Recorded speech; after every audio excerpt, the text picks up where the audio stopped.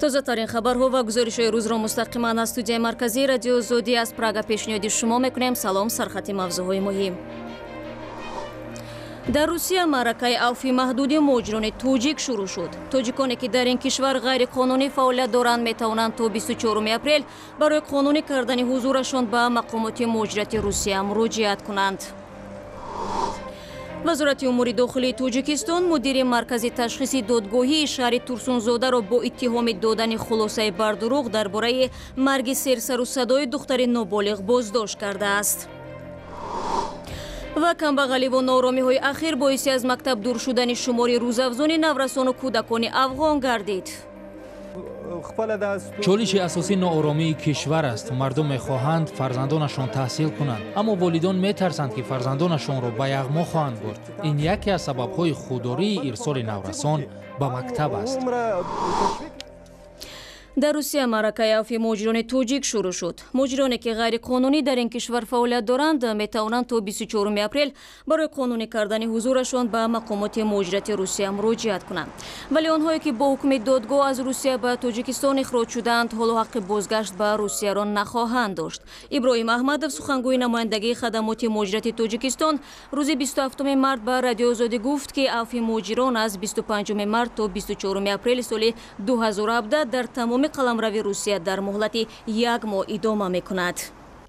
ино метавонанд пеши ҳамаи шаҳрвандое ки масалан ҳозир дар Тоҷикистонанд метавонанд як бор худшона дар хадамоти муҳоҷират ё ин ки дар худи аэропортҳо ҳам ҳаст шӯъбаҳо, дар аэропорт, вокзал контролни списико аст, рафта як бисанҷанд аксариятшон ҳозир ҳамин моддаҳо қатъи агар ба шидагӣ бошад виездошон кушода мешавад. масъалаи сабуки барои муҳоҷиронро охири моҳи гузашта раҳбарони Тоҷикистону Русия дар душанбе ҳам баррасӣ карданд. дар остонаи ин сафар мақомот гуфтанд, ки шояд мақомоти Русия аз 14 то 68 ҳазор муҳоҷири мамнӯъулвуруди тоҷик ба қаламрави ин кишварро афв кунад. дар Русия бештар аз 1 миллион муҳоҷирони тоҷик кору иқомат мекунанд ва даҳҳо ҳазор нафари онҳо ҳаққи қонунии кору иқоматро надоранд. мутахассисон мегӯянд 1 моҳ барои қонунӣ кардани ҳузури даҳҳо ҳазор муҳоҷир кофӣ нест ва интизороти асли авфи муҳоҷироне буд, ки аз Русия бо қарори додгоҳ ихроҷ шудаанд.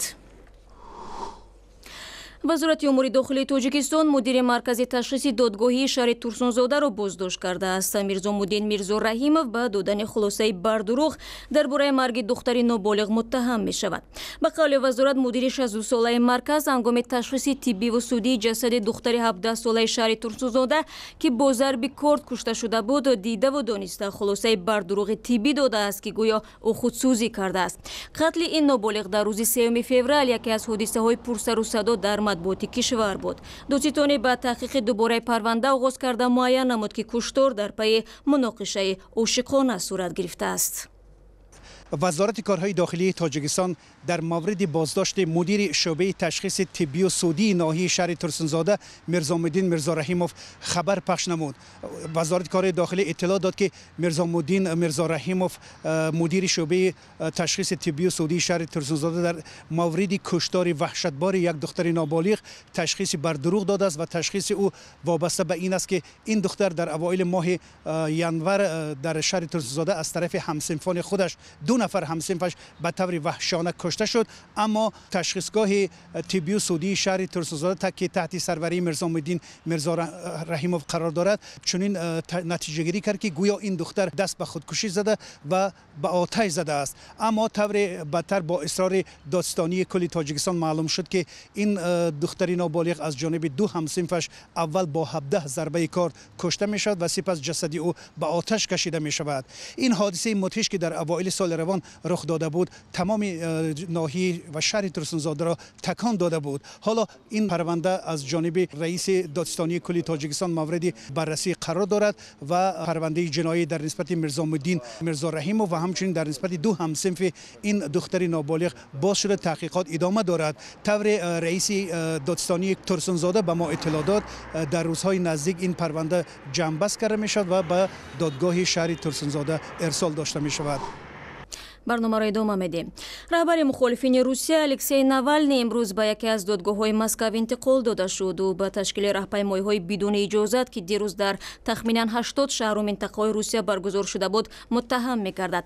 طبق معلومات آخر دادگاه ناوالنی را برای شرکت در تظاهرات 20,000 روبل روسی جریمه کرد. در همین حال حکومت آمریکا بازداشت اعتراضگران و الکسی ناوالنی را محکوم نمود. مارک تونر سخنگوی وزارت امور خارجه آمریکا روز 26 مارت با نشر یک بیانیه گفت بازداشت راهپیمایان مصالحه‌جو، ناظران حقوق بشر و روزنامه‌نگاران با ارزش‌های اساسی دموکراسی در مخالفت و تضاد قرار دارد. مومن احمدی موضوع را ادامه می‌دهد. روز یکشنبه در بیش از 80 شهر روسیه علیه فسادکاری تظاهرات اعتراضی برگزار شد. تعداد زیادی مردم در راهپیمایی‌های شهرهای مسکو و سنت پتربورگ به مشاهده رسید. فعالان پایتخت در خیابان تورسکای جمع آمدند. طور خبرنگاران از محل حادثه میگویند بیشتر شرکت‌داران راهپیمایی به اجازت جوانان از جمله دانشجویان و مکتب بچه‌ها بودند. اکثریت اعتراضگران به میدان پوشکین رهسپار شدند. ازدحام بزرگ شرکت‌داران اعتراض را دلگرم می‌کرد. یک نفر هیچ کار کرده نمیتواند، اما وقت ازدحام است کار رنگ دیگر میگیرد. به هر صورت نشان میدهند که دیگر به این شکل زندگی کردن ممکن نیست. اما میترسم که این کافی نخواهد بود. آنها باید مجازات شوند. شاید آن وقت تاثیرش بیشتر می شود، اما تا حال مردم خاموشند. مقامات با استفاده از نیرو ده نفر را که بر راهپیمایی به اجازه برآمده بودند دستگیر کردند. طبق اطلاع وزارت کارهای داخلی تعداد بازداشت شده ها در شعبه ها حدود 500 نفر را تشکیل کرد. اما حامیان حقوق شماره دستگیر شده ها را بیش از 700 نفر میگویند که میان آنها خودی الکسی ناوالنی تشکیل کننده این اعتراض ها نیز هست. پیشوای مخالفان دولت روسیه شب را در شعبه کارهای داخلی روز کرد. روز یکشنبه اثنای پخش مستقیم تظاهرات به دفتر بنیاد یا خود فاند ضد فساد ناوالنی پلیس آمد. همه کارمندان بنیاد بازداشت شدند. در نسبت یکی از آنها با ماده افراطگرایی پرونده باز شد. در سنت پتربورگ هزارها نفر به میدان مرز برآمدند. در قیاس با تظاهرات مسکو در اینجا بیشتر شرکت‌داران در دست شیار و پرچم و نوشتجات مختلف داشتند. یکی از رمزهای اعتراض پایافزاری ورزشی بود. با گفته ناوالنی محض پایافزاری ورزشی گرانبهای دمیتری مدودوف باعث شد که فاند ضد فساد به تحقیق گسترده دارایی‌های نخست وزیر روسیه شروع کند. این فاند دمیتری مدودوف را به آن متهم کرد که دارایی‌های او خیلی بیشتر از درآمدهای رسمیش است. سخنگوی سروزیر نیتوماد را حمله تبلیغاتی عنوان کرد که هیچ شهر نمیخواهد و این جزئی از معرکه انتخاباتی ناوالنی است که میخواهد برای کرسی پرزیدنتی مبارزه برد. با این هم گزارش فاند ضد فساد باعث اعتراض مردم شد که استعفای دمیتری مدودوف و برگزاری تفتیشات موشکافانه را در نسبت او طلب دارند. در روسیه تظاهرات ضد فساد با چنین بزرگی در چند سال اخیر برای اولین بار صورت گرفت. رو میاریم به عراق. فرماندهان عراقی میگویند ارتش این کشور جنگجویان گروه دهشت‌افکن به نام دولت اسلامی را در غرب شهر موصل محاصره کردند. انتظار می‌رود که در آینده نزدیک این شهر بزرگ از دست جنگجویان کاملا آزاد گردد، ولی پاکسازی آن مدت ادامه خواهد یافت. طاهر سفر گزارش می‌دهد. شهر موصل دومین شهر بزرگ عراق که پاکسازی آن از حضور جنگجویان گروه به نام دولت اسلامی ادامه دارد. با وجود مقاومت سخت جنگجویان به نیروهای عراقی میسر شده است این گروه افراطی را در محاصره بگیرند. ژنرال عثمان القلمی رئیس ستاد ارتش عراق میگوید سرنوشت گروه دولت اسلامی دیگر حل شده است. ما حالا 50% قلمرو موصل را گرفتیم، ولی جنگ ها بسیار سخت است چون دشمن میداند که کاملا محاصره شده است و دیگر از دست نیروهای عراقی فرار کردن نمیتواند. آنها میدانند که اینجا تکیه‌گاه اساسیشان است. برای همین میخواهند محاصره را رخنه کنند.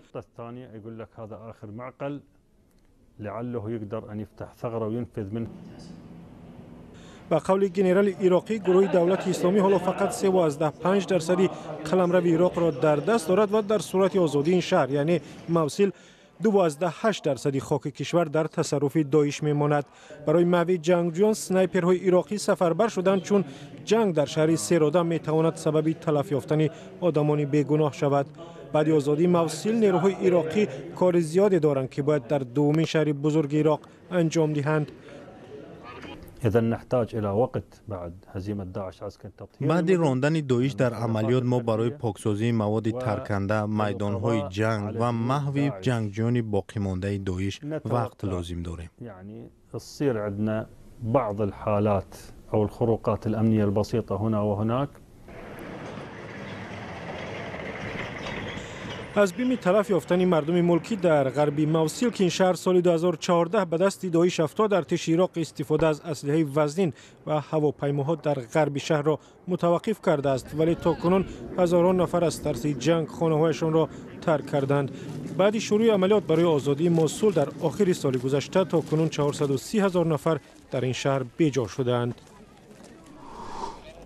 از افغانستان هم گزارش داریم. یکی از دستاوردهای جامعه جهانی در افغانستان به تحصیل فرا گرفتن نورسان و کودکان در این کشور است. در مقایسه با دوره حکمرانی طالبان میزان فراگیری نورسان و کودکان افغان تا 7 برابر بالا رفت.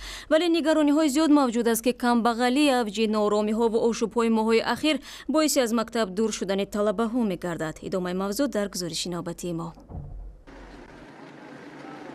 سعید آقای 12 ساله سال نو خوانش را نه در کرسی مکتب بلکه در پرتوگاه‌های شهر جنوبی قندهار افغانستان در جستجوی کاغذ و ظرف‌های پلاستیکی سپری می‌کند. او روزی از 4 تا 5 دلار کسب نموده برای تأمین عائله‌شان مصرف می‌کند. من از صبح بر وقت تا شب کاغذ جمع میکنم. من باید پول به دست آورم تا روزگار والدینم را تأمین کنم. من نمیتوانم به مکتب روم.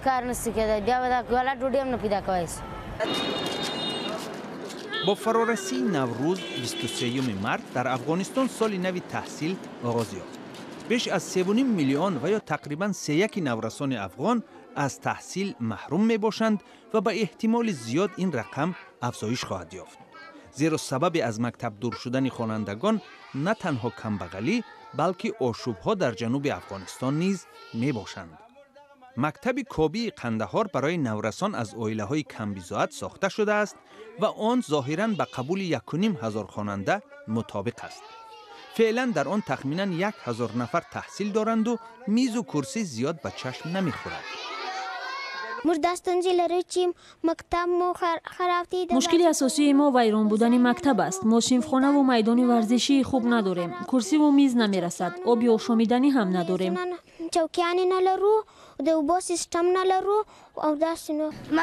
آرزوی من آموزش و طبیب شدن است. میخواهم به مردم و وطن خودم خدمت کنم.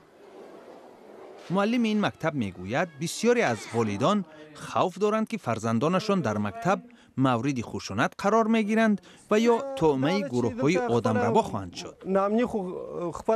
چالش اساسی ناآرامی کشور است. مردم میخواهند فرزندانشان تحصیل کنند، اما والدان میترسند که فرزندانشان را به یغما خواهند برد. این یکی از سبب‌های خودداری ارسال نورسان به مکتب است. در سال 2001 وقتی حکومت طالبان افغان برکنار شد، در این کشور همگی نزدیک 1 میلیون اطفال با تحصیل فرا گرفته شده بودند. سال گذشته تخمیناً 7 میلیون نورس و کودک افغان به مکتب می رفتند.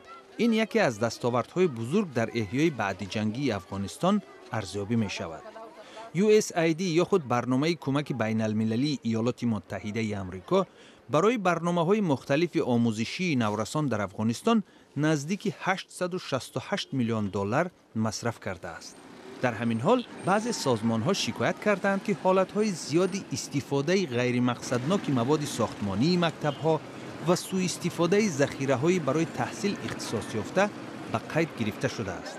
وضعیت می‌تواند باز هم پیچیده‌تر گردد، زیرا سال گذشته پاکستان در قطار دیگر پناهندگان افغان بیش از 400,000 نورس و کودک افغان را به وطنشان اخراج کرد. حالا از 4/3 آنها جای برای تحصیل ندارند. و خبر ورزشی. دسته منتخب فوتبال تاجیکستان 28 مارس در پایتخت قطر مقابل منتخب یمن بازی میکند. این بازی در مرحله مقدماتی دوره اول مسابقه انتخابی جام آسیا 2019 در گروه F صورت میگیرد. دسته منتخب تاجیکستان توسط هواپیما شب شنبه 25 مارس به دوحه رسید. و اخبار گزارش از این بیشتر را در وبسایت cw.azadi.org و صفحه های ویژه ما در فیسبوک و توییتر و ادنا کلاسیک دنبال کنید. نوارهای دیدنی در آزادی ویدیو یوتیوب گذاشته شده است. تشکر برای همراهی. تا برنامه فردا، خدا نگهداری هر یک شما. است.